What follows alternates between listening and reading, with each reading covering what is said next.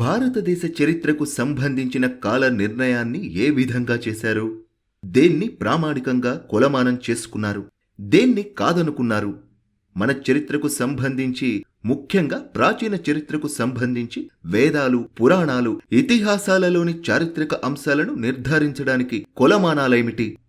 సింధు నాగరికత నుంచి 500 ఏండ్ల క్రితం వరకు లభించిన శిలా శాసనాల్లో కాని, ఇతర రాత ప్రతుల్లో కాని ఏ ప్రాతిపదికన నిర్ధారణ జరిగింది? ఇప్పుడు మన చరిత్ర ప్రాచీనతను నిస్సిగ్గుగా తిరస్కరించిన సందర్భంలో కాని, ఆధునిక చరిత్రను నిర్ధారించడంలో కాని మన సోకాల్ చరిత్రకారులు వినియోగించిన కొలమానం ఒకటే, అదే ఆస్ట్రాలజీ. ఈ రోజు వరకు మనకు లభించిన శిలా శాసనాల్లో కాని, సాహిత్యంలో కాని సూర్యమాన, చాంద్రమానాల్లో గ్రహగతుల ఆధారంగా వర్ష, మాస, తిథి, వార నక్షత్రాల ప్రకారం రాసిన రాతల ప్రకారమే మనకు ఆయా కాలాల చరిత్ర అవగతమవుతున్నదే తప్ప మరో దారి లేదు. మన దేశంలో కేంబ్రిడ్జ్లు, ఆక్స్ఫర్డ్లు, సెయింట్ జేవియర్లు, సెయింట్ మేరీలు, జేఎన్యు, ఏఎంయు వంటి ఎలిట్ సంస్థల నుంచి పుట్టుకొచ్చిన మేధావులు పలికేంత వరకు, రాయడం మొదలు పెట్టేంత వరకు మన పండితులకు కాని, సంస్థానాధీశులకు కాని క్రీస్తుకు పూర్వం, క్రీస్తు తర్వాత అన్న లెక్కలు తెలియవు. మన వాళ్లకు తెలిసిందల్లా అష్టావింశత్ మహాయుగే కలియుగే ప్రథమ పాదే జంబూద్వీపే భరతవర్షే భరత ఖండే శరదృతౌ శార్వరినామ సంవత్సరే దక్షిణాయనే కార్తీక మాసే దశామ్యం తిథౌ ఇందువాసరే అంటూ రాసుకుంటారు. ఏదైనా కార్యక్రమాన్ని ప్రారంభించినప్పుడు తప్పనిసరిగా ఇవే మాటలను చదువుకుంటుంటారు. దీన్ని మన వాళ్ళు సంకల్పం అన్నారు. దీంతో పాటే ప్రవర కూడా చెప్తారు. సంకల్పం, ప్రవర అన్నవి ఇవి మన చరిత్ర. ఈ చరిత్రకు మూలాధారం ఇవే.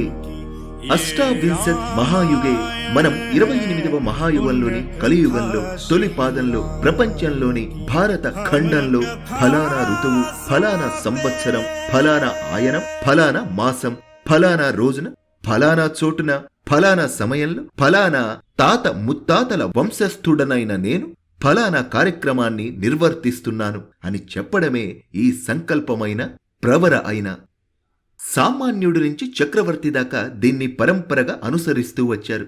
శాసనాల్లోనూ సాహిత్యాల్లోనూ కవులు, శిల్పులు రాసినవి ఈ మాసాలే, ఈ తిథులే, ఈ రోజులే కదా. ఇంతకంటే చరిత్రను స్పష్టంగా చెప్పడం ఈ భూప్రపంచంలో మనవారికి తప్ప ఎవరికి సాధ్యమవుతుంది? ఇంతకంటే చరిత్రను స్పష్టంగా చెప్పడం ఈ భూప్రపంచంలో మనవారికి తప్ప ఎవరికి సాధ్యమవుతుంది? అస్పష్టంగా ఇలాగే జరిగి ఉండవచ్చు, ఉండి ఉండవచ్చు అని రాసుకోవాల్సిన అగత్యం ఎంత మాత్రం లేదు. ఆధునిక శాసనాల్లో రాసిన తిథి, వార నక్షత్రాల ప్రకారం మనకు ఆయా శాసన కాల నిర్ణయం విస్పష్టంగా తేల్చవచ్చు. అలాగే మన సాహిత్యంలోనూ. కానీ మన భారతీయ చరిత్రకారులు తమకు అనుకూలమైన చోట వీటిని వాడుకున్నారు. మొఘలులకు సంబంధించి అరబ్ క్యాలెండర్ను ప్రామాణికంగా తీసుకున్నారు. ఇంగ్లీషోడి విషయం చెప్పనే అక్కర్లేదు. బుద్ధుడు, గుప్తులు, అశోకుడి గురించి మన వాళ్లు చేసిన గొప్ప పరిశోధనలు ఏవీ లేవు. పాశ్చాత్య విద్వాంసులకు మన క్యాలెండర్ను అర్థం చేసుకోవడం చేతగాక అలా జరిగి ఉండవచ్చు అంటే దాన్నే తిరగమోత వేసి తిప్పి తిప్పి రాసి తమ పేర్లు పెట్టుకున్నారే తప్ప వీరు స్వయంగా శాసనాలను, సాహిత్యాన్ని తీరిగ్గా కూర్చొని ఎన్కోడ్, డీకోడ్ చేసింది ఏమీ లేదు. వాస్తవంగా అయితే కొద్దో గొప్పో కృషి చేసిన వాళ్లు వెలుగులోకి రాకుండా పోయారులేండి. ఈ చరిత్రకారులు రాసిన ఏ ఘటనకు లాజిక్ లేదు. సంపూర్ణమైన ఆధారాలున్న మన చరిత్రకు దిక్కులేదు. ఇది ఈ దేశం పరిస్థితి. ఇందుకు ఉదాహరణ మన రామాయణమే. అదెలాగో చూద్దాం. రామాయణాన్ని చరిత్ర అనడానికి ఏ విధమైన ఆధారాలు లేవని, అదంతా కల్పిత కథేనని రాజస్థాన్ చరిత్రకారులు చెప్పుకుంటూ వచ్చారు. కాని వాల్మీకి రామాయణంలోని ప్రతి సన్నివేశాన్ని తేదీల వారీగా వివరించారు. ఖగోళ శాస్త్ర ఆధారంగా గ్రహాలు, నక్షత్రాల ఆధారంగా తేదీలను విస్పష్టంగా నిర్ధారించారు. రాళ్లు, కార్బన్ డేటింగ్ వంటి విధానాలు ఉజ్జాయింపుగా ఆయా కాలాలను అంచనా వేస్తాయేమో తప్ప ఖచ్చితమైన తేదీల నిర్ధారణ దుస్సాధ్యం. భూమికి అనుగుణంగా చంద్రుడు గమనాన్ని అనుసరించి, ఆయా గ్రహాల గతులను అనుసరించి మాసాలు, రోజులు, సమయాలను నిర్ధారించే క్యాలెండర్ మనకు చాంద్రమానంగా, అంటే ప్రస్తుతం మనం పాటిస్తున్న గ్రెగరియన్ క్యాలెండర్కు భిన్నమైంది. దీన్ని భారతీయులు అనుసరిస్తూ వస్తున్నారు. దీన్ని బట్టే రామాయణ, భారతేతిహాసాల కాల నిర్ణయాన్ని మన వాళ్లు ఖచ్చితమైన తేదీలతో నిర్ధారించారు. పుష్కర్ భట్నాగర్, పివి వర్తక్, కోట వెంకటాచలం, కోయిల్, కందాడ అಣ್ಣన్ కుమార వెంకట సుందరాచార్య స్వామి ఇలా ఎందరో వీటిపై విస్తృత పరిశోధన చేశారు. వీరి పరిశోధనల సారాంశం ప్రకారం రామాయణ కాల నిర్ణయం స్పష్టమైంది. సాధారణంగా మనకు ఒక 2000 ఏండ్ల వరకు చారిత్రక నిర్మాణాలు కొంతమేరకు కనిపించవచ్చు. అంతకుముందు మరో 1000-2000 ఏండ్ల వరకు శిథిలాలు కనిపిస్తాయి. ఇంకాస్త వెనక్కు వెళ్తే సముద్ర గర్భంలోనూ భూ పొరల్లోనూ కొన్ని ఆనవాళ్లు కనిపించవచ్చు. కాని 9-10,000 ఏండ్ల నాడు జరిగిన చరిత్రకు శిథిలాలు దొరుకుతాయని ఎలా అనుకోగలం? ఏవీ దొరకలేదు కాబట్టి ఏమీ జరగలేదని అనుకుంటే అది మూర్ఖత్వం కాకుండా ఉంటుందా? రామాయణం అంత ప్రాచీనమైన చరిత్ర కావడం వల్లనే దానికి సంబంధించిన ఆనవాళ్లు లభించి ఉండకపోవచ్చు. కాని చారిత్రకంగా, వారసత్వంగా, పరంపరగా రాముడి చరిత్ర జనం నాలుకలపై నర్తిస్తూ సార్వకాలీనమైంది, శాశ్వతమైంది. తైత్తిరీయ బ్రాహ్మణం క్రీస్తు పూర్వం 4600 BC నాటిది. ఈ విషయాన్ని ప్రఖ్యాత శాస్త్రవేత్త పివి వర్తక్ నిరూపించారు కూడా. ఇందులో వాల్మీకి మహాకవి ప్రస్తావన ఉన్నది. అంటే వాల్మీకి 4600కు ముందు ఉన్నవాడు అన్నది స్పష్టం. రామాయణం ఉనికి అంతకు ముందు చాలా ఏండ్లకు పూర్వమైనది. రామాయణ కాలంలో భాద్రపదంలో వర్షాకాలం ప్రారంభమైనట్టుగా, ఆశ్వయుజ పూర్ణిమ నుంచి వేసవికాలం మొదలైనట్టుగా, వైశాఖంలో శిశిర ఋతువు ఉన్నట్టుగా అయోధ్య, కిష్కింధ యుద్ధ కాండల్లో పలు సందర్భాల్లో మనకు తెలుస్తుంది. అంటే అశ్వినిలో సూర్యుడు ఉన్నప్పుడు వైశాఖ మాసంలో చలికాలం వచ్చిందని పివి వర్తక్ చెప్తారు. ప్రస్తుతం మనకు చలికాలం మూలా నక్షత్రంతో మొదలవుతుంది. ఒక నక్షత్రం తన పొజిషన్ మారడానికి 960 సంవత్సరాలు పడుతుంది. రామాయణ కాలంలో అశ్వినిలో చలికాలం వచ్చింది. ఇప్పటికీ 10 నక్షత్రాల కాలం గడిచిపోయిందన్నమాట. అంటే అశ్విని నుంచి మూల వరకు 10 నక్షత్రాలు మారడానికి 9600 సంవత్సరాలు పట్టింది. అంటే సుమారు క్రీస్తు పూర్వం 7600 అన్నమాట. అంటే రామాయణం జరిగిన సంవత్సరం క్రీస్తు పూర్వం 7600 సంవత్సరం అన్నమాట. ఇప్పుడు బాలకాండలో వాల్మీకి చెప్పిన ఖగోళ శాస్త్ర అంశాలను పరిశీలిద్దాం. యజ్ఞము ముగిసిన తరువాత 6 ఋతువులు గడిచినవి. అనగా దాదాపు 1 సంవత్సరం చాలా వరకు పూర్తి అయినది. తరువాత వచ్చిన 12వ మాసమకు చైత్రమాసంలో పునర్వసు నక్షత్రయుక్త నవమి తిథియందు 5 గ్రహములు తమ తమ ఉచ్చ స్థానములందు ఉండగా, అనగా సూర్య, కుజ, గురు, శుక్ర, శని తమ ఉచ్చస్థానములకు మేష, మకర, కర్కాటక, మీన, తులారాసులందుండగా, గురుడు చంద్రునితో కలిసి ఉన్న కర్కాటక లగ్నమునందు కౌసల్య, సకల జగన్నాథుడును, సర్వలోక నమస్కృతుడును, సర్వలక్షణ సంపన్నుడును, విష్ణువు యొక్క అంశమైనవాడును, మహాభాగ్యవంతుడును, ఇక్ష్వాకు వంశవర్ధనుడును అగు రాముని పుత్రునిగా కనెను. నిర్మల బుద్ధిగల భరతుడు పుష్యమీ నక్షత్రమందు మీనలగ్నమున పుట్టెను. మరునాడు లక్ష్మణ శత్రుఘ్నులు ఆశ్లేష నక్షత్రమునందు కర్ణాటక లగ్నములో మధ్యాహ్న సమయంలో జన్మించారు.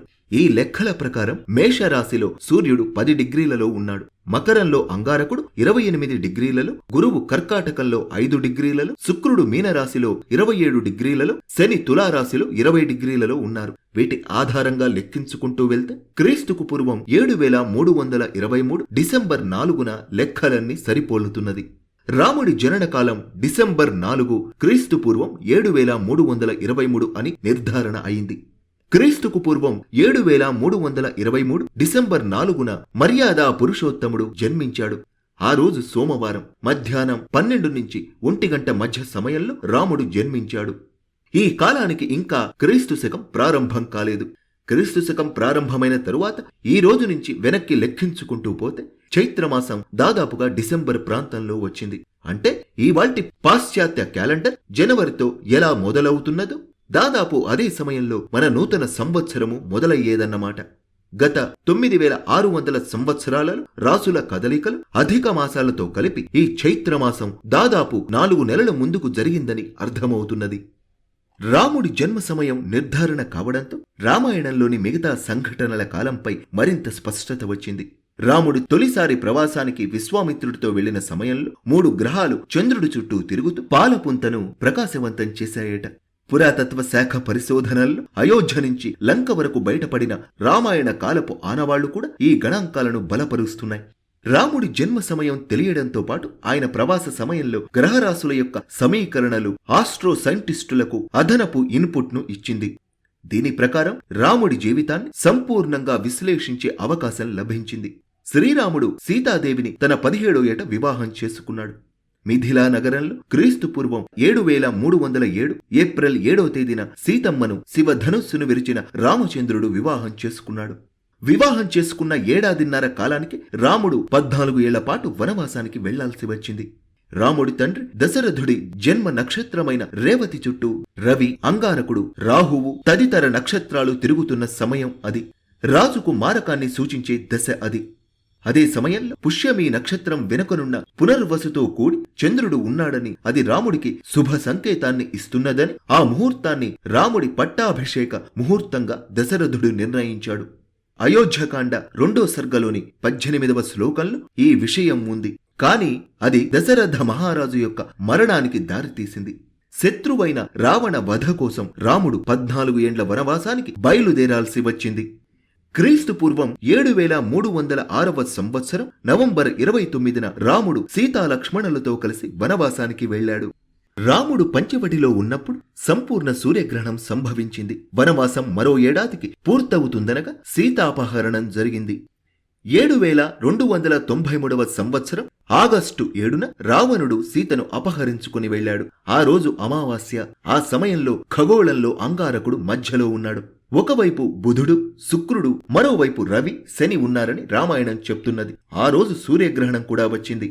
ఆ తరువాత సీతను వెతుక్కుంటూ బయలుదేరిన రామలక్ష్మణులను కలిసిన హనుమంతుడు సీత జాడను తెలుసుకోవడానికి 7292 సెప్టెంబర్ 1వ తేదీన లంకలో ప్రవేశించాడు. సెప్టెంబర్ 2వ తేదీన సీతాదేవిని దర్శించుకున్నాడు. అదే రోజు రాత్రి లంకా దహనం జరిగింది. సీతాదేవి జాడ తెలుసుకున్న తర్వాత 20 రోజుల్లో హనుమంతుడు తిరిగి కిష్కింధకు చేరుకున్నాడు. హనుమంతుడు రోజుకు 30 మైళ్లు ప్రయాణించాడట. ఆంజనేయుడు సీత జాడ చెప్పిన వెంటనే రాముడు యుద్ధ సన్నాహాలు ప్రారంభించాడు.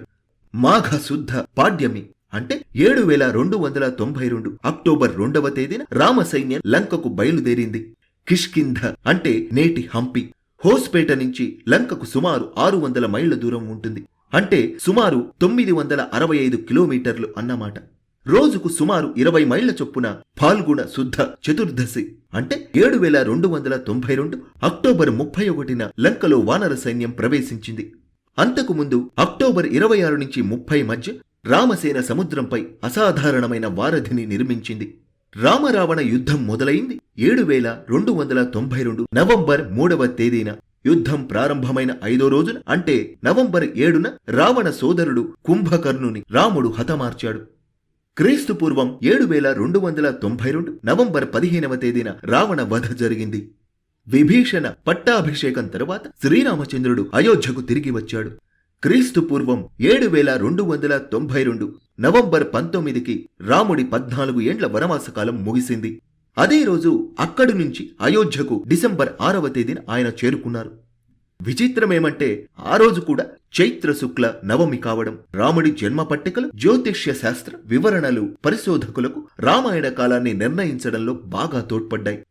రాముడు వనవాసం పూర్తి చేసుకుని తిరిగి అయోధ్యకు చేరుకుని పట్టాభిషేకం చేసుకునే నాటికి ఆయన వయస్సు 39 సంవత్సరాలు. రాముడి కాల నిర్ణయాన్ని, రామాయణ చరిత్రను సుమారు భారతదేశంలోని 195 ప్రదేశాలు విస్పష్టంగా నిరూపిస్తున్నాయి.